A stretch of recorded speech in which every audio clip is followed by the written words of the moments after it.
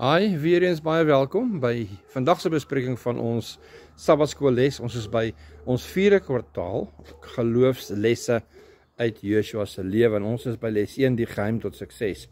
En vandag se les vir 29 September is trek deur, neem in, verdeel, dien.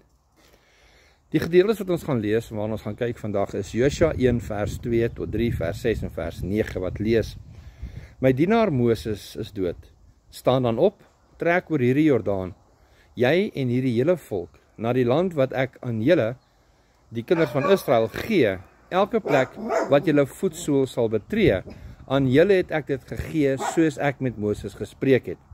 En dan vers 6, lees, wees sterk en vol moed, want jy moet hierdie volk die land in besit laat neem, wat ek aan hulle vaders met 'n eed beloof het om hulle te gee.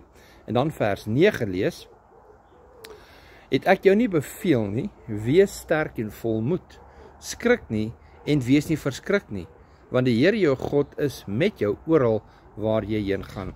Nou die hoofgedagte van hierdie les van vandag is, dat Joshua 1 soos 'n inhoudsopgawe vir die hele boek is. Die Here gee 4 opdragte, wat saam 'n struktuur vorm. 1, trek deur die Jordaan, Joshua 1 vers 2 tot 9, neem die land in besit, Joshua 1 vers 10 tot 11, verdeel die land, Joshua 1 vers 12 tot 15, en dan dien die Here in gehoorsaamheid, Joshua 1 vers 16 tot 18. Die boodskap van hierdie struktuur is so: hierdie 4 dele wys dat die boek Joshua nie net 'n geskiedenisboek is nie, maar 'n geloofsboek. God gee die inisiatief, hy beloof die land, hy open die pad, hy deel die erfenis uit. Tog moet die volk self reageer met gehoorsaamheid.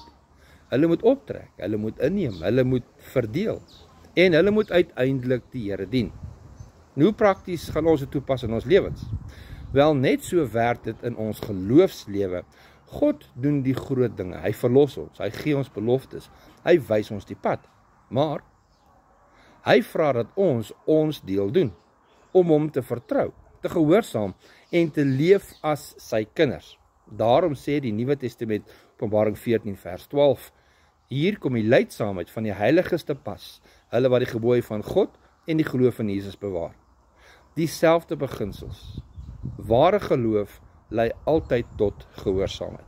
Dan ten slotte, Joshua 1 herinner ons daaraan dat God se belofte seker is, maar dat dit van ons vra om met geloof en gehoorsaamheid te reageer.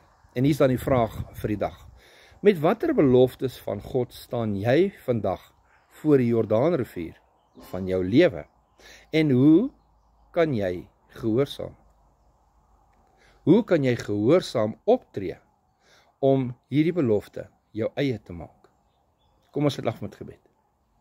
Hemelse Vader, baie, baie dankie, dat ons kan weet, U rig ons, U lei ons, help ons dan asseblief, om gehoorsaam te wees, om te volg waar U ons lei, in Jesus se naam, amen. Tot volgende keer, Godsryke seën.